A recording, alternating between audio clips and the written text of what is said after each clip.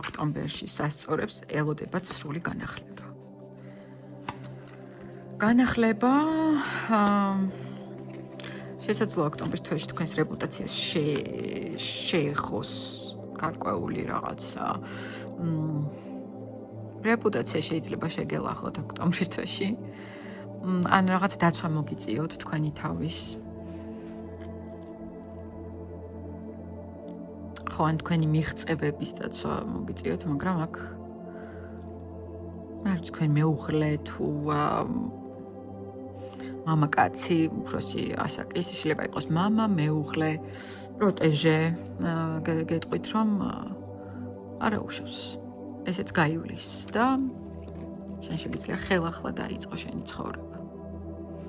ხელახლა, განახლება. აბსოლუტური ტრანსფორმაციის კარტია. და მიიღეთ, აუცილებლად მიიღეთ ეს დახმარება.